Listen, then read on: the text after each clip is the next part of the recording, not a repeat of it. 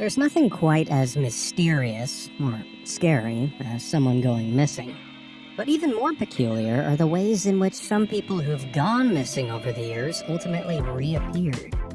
From turning up halfway up a cliff to emerging inside a toilet, grab your detective hats as we investigate some of the most impossible places people were found.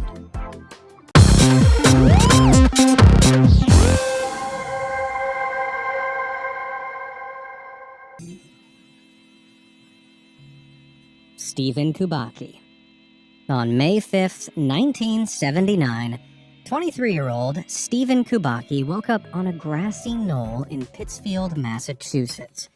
He was wearing a marathon participant t-shirt, and next to him was a backpack full of maps and hitchhiking signs to cities all over the country. It would have seemed impossible to Stephen at the time, but he'd been on the missing persons list for over a year. Stephen had no idea how he'd ended up in Pittsfield. In fact, he had absolutely no memory of what he'd been doing for the past 14 months. Stephen made his way to his aunt's house nearby, and there, he found out that all his friends and family had concluded they'd never see him again. He was told that he'd gone missing while on a solo ski trip around Lake Michigan on February 20th, 1978. More than 700 miles away from Pittsfield. The only trace left by Stephen was the 200-yard trail of footprints in the snow investigators found, which stopped right at the edge of the lake, leading them to believe he'd gone into the lake and never returned.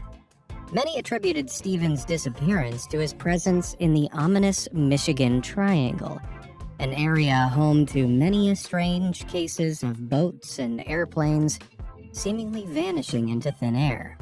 Shortly after reappearing, Stephen told the press he intended on retracing his steps to piece together what happened to him. Strangely, though, Stephen has refused to speak about his findings regarding his disappearance to anyone to this day. Did he end up retracing his steps? And if so, what did he learn that made him take this vow of silence? Sweeping suspects. Keys have a tricky way of vanishing without explanation, but our next vanishing act also concerns the owner of a set of keys. Firefighters in Tucson, Arizona responded to quite the bizarre call-out in October 2016 after reports of some mysterious wails coming from a home in a suburban neighborhood.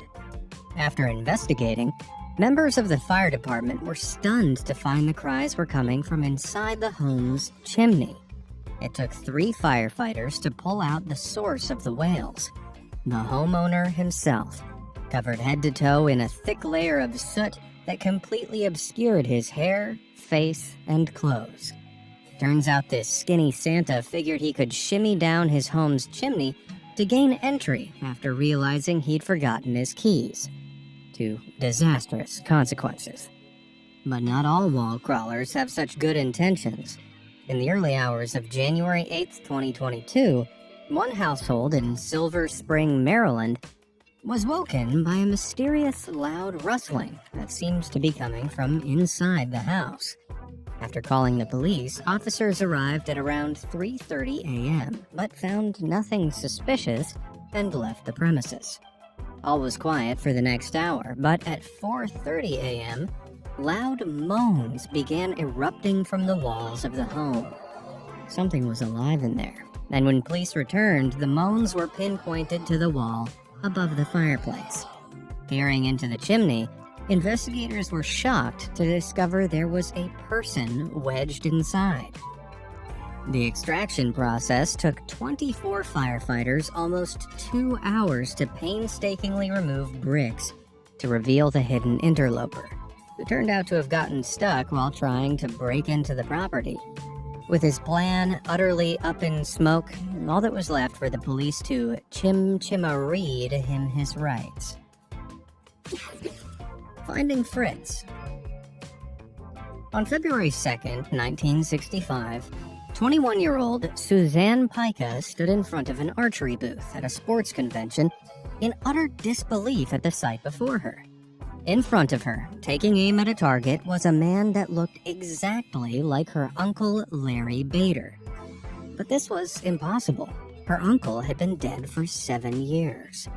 This bizarre saga had begun on May 15, 1957, when 30-year-old Larry Bader rented a 14-foot motorboat and set out on Lake Erie, around 70 miles from where he lived in Akron, Ohio. The next morning, the boat washed up on the shore of Perkins Beach in Lakewood. There was no sign that the boat had suffered any major damage. The life jackets were still on board, the gas can was empty, but Larry was nowhere to be found.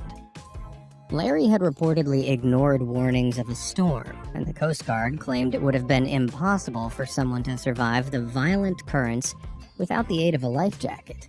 So things weren't looking good. After 2 months of searching, investigators gave up hope, and in 1960, Larry Bader was declared legally deceased. Fast forward to the sports convention in 1965. Suzanne confronted the man she believed was her uncle. Like Larry, he was also a keen archer, but he vehemently denied any connection, claiming he had never heard of any Larry Bader. He said his name was John Fritz Johnson, a television broadcaster for the KETV network in Omaha, Nebraska, which was more than 800 miles from cookware salesman Larry's home in Akron. Still, Suzanne wouldn't let it go and demanded a fingerprint analysis. Bewildered by the request, John figured he had nothing to hide, so went along to prove this supposed niece of his was crazy. But in a plot twist even stranger than fiction, Fritz's fingerprints were an exact match of those found in Larry Bader's military records. By all measures, it seemed it really was Suzanne's long-lost uncle back from the dead. When he was found, bearing his apparent new identity, Larry was 37 years old and had been gone for 7 years, but claimed to have absolutely no memory of his former life. In fact, Larry seems to have somehow acquired fabricated memories of growing up as Fritz Johnson that spanned back more than 30 years, including details about being brought up in an orphanage. He did not recognize his wife, Mary Lou, nor his children, and he'd actually gotten married to another woman during his new life as Fritz. What's more, Larry had unknowingly landed himself in a web of legal problems, including his doubly married status and the life insurance money that had been paid to his quote-unquote widow. Larry was faced with a lot of questions he was never able to answer, as another shocking twist was just around the corner. Just a year after his true identity had been revealed, Larry suddenly died on September 16, 1966. The leading theory is that Larry's memory loss was brought on by a tumor he'd had removed from behind his eye in 1961, which ultimately resurfaced, killing him. However, some theorize he may have faked the memory loss in a bid to run away and start a new life. Ultimately, though, Larry's untimely death meant the question of whether or not he was an amnesiac or a hoaxer was never truly answered. Drain discoveries. When Christine Neves was suddenly awoken by screams in the early hours of July 21st, 2011, she could never have guessed their origin. Looking out of her window, Christine beheld 2 seemingly disembodied legs thrashing around wildly in the spotlight of the street lamps lining Hale Aloha Way in Ceres, California. When police officers arrived on the scene, they found that the wiggling legs were attached to a very drunk individual who was lodged headfirst into a storm drain. This was 21-year-old Jared Medeiros, who'd been lodged there for 40 minutes before Christine heard his cries for help. Jared had been trying to reach his phone after accidentally dropping it, and became stuck in his drunken stupor. But he's not the only one who's found themselves stuck in an unlikely scenario of drainage and filth. A Norwegian fire department received a call-out to rescue someone stuck in a public bathroom in August 2016. However, upon entry, it looked as though there was no one there, until firefighters noticed a pair of hands gripping the toilet bowl and cries of someone stuck inside the toilet itself. This bathroom accident came about when the trapped man was fishing around in the toilet in an attempt to retrieve another dropped phone. Fortunately, or unfortunately for him, this particular toilet wasn't connected to a sewer and was little more than an open hole on top of a tank that's cleared out only once a year. Needless to say, it was pretty unpleasant down there. The man was rescued after spending an hour wading knee-deep in poop, the smell of which also left him covered in his own vomit. How he managed to fit into the toilet is a question we'll never know the answer to. But squeezing out of this one without the help of emergency services was clearly impossible. Taking the bait. Dr. Bates wasn't someone you'd expect to just up and leave his life behind. When he disappeared in 1902, William Horatio Bates was at the height of his career, a rich man living in New York City and a highly regarded physician. Yet one day, he up and vanished. All he left behind was a cryptic note for his wife, claiming he'd been called out of town on business. With no word, Dr. Bates's associates and his wife began to lose hope. Until 6 weeks later, a mysterious letter arrived claiming that a man who fit Dr. Bates's description was living in London. It seemed impossible, but it turned out Dr. Bates was alive and was working as a medical assistant at Charing Cross Hospital, almost 3,500 miles away from where he disappeared. The hospital claimed Bates had arrived to them as a patient and got the job after recovering from an unknown illness. Dr. Bates was described as looking thin with sunken eyes and told doctors that he'd been starving for weeks prior to his arrival at the hospital. This, of course, seemed odd, considering Dr. Bates had a hefty bank account in the U.S.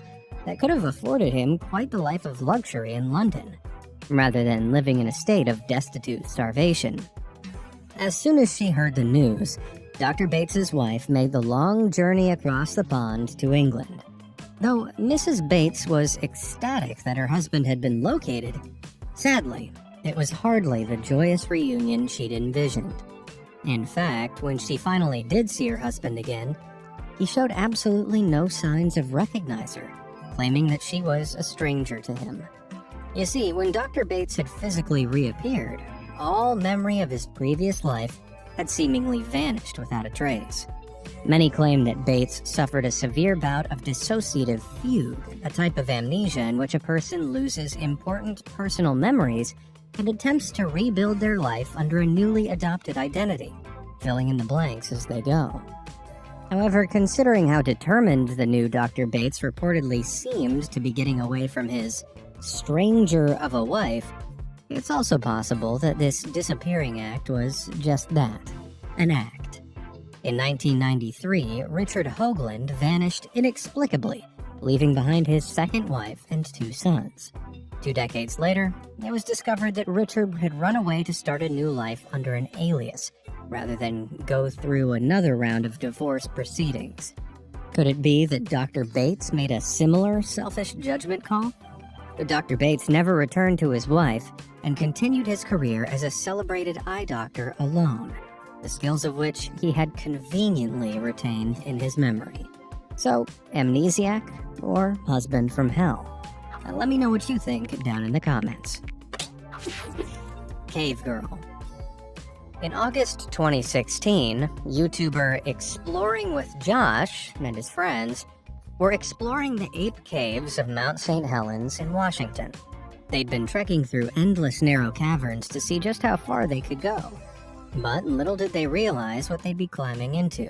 While clambering through a narrow passage, the explorers' flashlights suddenly picked up a sight that seemed truly impossible.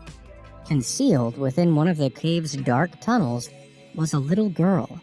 She had no torch and looked terrified in the darkness of the cave tunnels. The girl didn't speak English, but after locating her parents elsewhere in the cave, Josh and company thankfully reunited the family. While the question of why the girl had wandered off in the pitch darkness remained unanswered, all Josh could do was be grateful he'd managed to stumble across her in one of hundreds of caverns dotted around the 2.4-mile expanse of the Ape Caves. Had he and his team not found her, she may well have joined the ranks of the world's many lost souls who are never found. Toddler teleportation. The mystery of Anna Thorpe, aka the teleporting toddler, began on May 4th, 1950. Anna had been playing in her home's yard in Dunbar, Pennsylvania at around 11:30 a.m. But when her mother heard the little girl let out a piercing scream, she ran outside only to discover that her 2-year-old girl had disappeared. By day 2 of her disappearance, there were nearly 400 people out searching, and when news of her discovery was announced, the reaction was a mix of relief and confusion. Anna was found sitting in a field, which in itself doesn't seem all that strange, but it was the route to her location that was the real mystery. The only way that little Anna could have possibly got herself to the spot she was found would have involved the 2-year-old traversing 2 whole miles and through several barbed wire fences. Police were baffled by this multiple fence dilemma, and it seemed that the only logical explanation was that she had been deliberately placed there. Despite police stating they had no reason to believe that there was anything suspicious about Anna's reappearance, it's very possible that she was kidnapped and abandoned later. This would explain the scream her mother heard, and considering Anna appeared frightened by her approaching rescuers, it's sadly possible that she may have been mistreated by the strangers who, theoretically, took her. However, considering she was found safe and sound without injury, questions about how she ended up in such an impossible location were never investigated further. Anna isn't the only tot to turn up in a wholly impossible place. At just 2 years old, Rowan Griffin inexplicably disappeared in Richmond, New Hampshire, at a family party at his grandmother's house. At around 3 p.m. on October 9th, 2010, Rowan was seen chasing a cat outside, but after that, he simply vanished. When the toddler's shoes were found abandoned nearby the location of the party at 2 a.m., things weren't looking good. However, the searchers eventually heard distant cries coming from a nearby swamp, which led them to a truly baffling scene. There, in the middle of the swamp, 3 miles from the party he'd disappeared from, searchers spotted Rowan, scared and blue-lipped with his shaking hands and limbs wrapped around a tree arching over the water. The only way the rescuers could reach the kid was by wading through the boggy waters. No one could fathom how the tiny 2-year-old had ended up so far from the shore with no swimming abilities. The boy was unharmed, so authorities didn't investigate the incident further, leaving the question of how he got there unanswered. Could he have wandered there, somehow avoiding drowning? Or was he taken there by some ill-intentioned person, or some entity altogether more sinister from the depths of the bog? Images like this sculpture from a bog in County Wicklow, Ireland, come to mind. But let me know what you think was responsible in the comments below. Gabriel Naj. As with the cases of little Rowan and Anna, around 75% of missing persons are found within the first 24 hours of their disappearance. But in the case of our next missing person, I'm not sure what's more improbable, where they were found or how long they were gone. On January 22nd, 1987, an abandoned burnt car appeared alongside a road not too far from Sydney, Australia.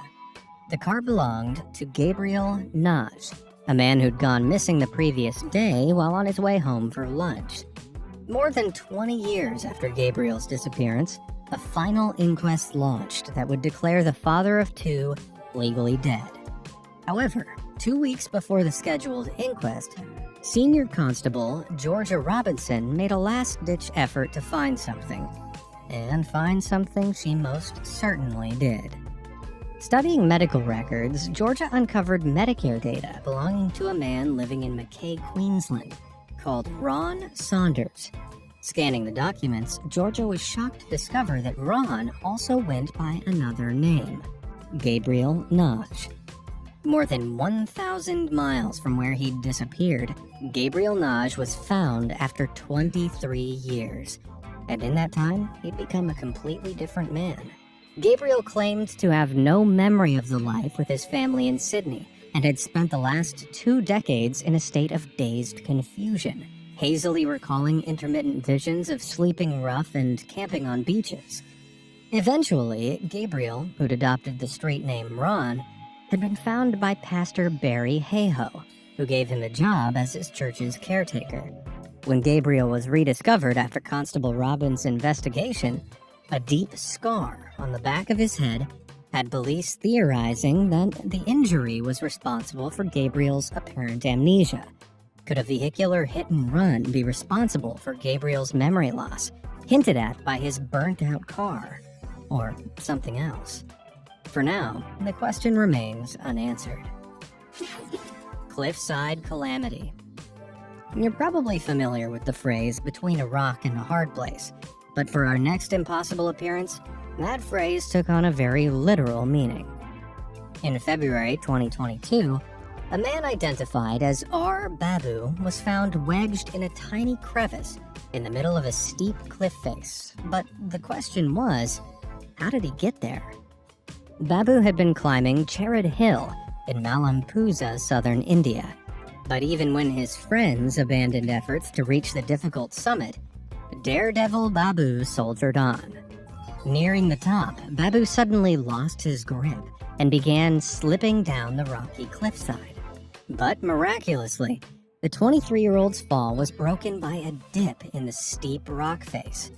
His life was saved, but he had no way of climbing down. After numerous failed attempts to reach him, Babu was eventually rescued 48 hours into his stay on the rock. Happy to have his feet back on solid ground, I'd imagine Babu may think twice before showing off to his buddies again. Without a paddle. If that cliffside calamity had you on the edge of your seat, you ain't seen nothing yet. On June 10th, 2021, in the city of Austin, Texas, city sightseers were stunned when looking out onto Lady Bird Lake. There, teetering over the edge of the reservoir spillway, was a small boat containing a quartet of terrified tourists. With its sailors having absent-mindedly floated past numerous safety buoys warning of a steep drop ahead, the boat looked set to plummet off the edge at any second. Emergency services had to act fast. The vessel was soon attached to a police boat, which pulled it back into the open water away from the edge.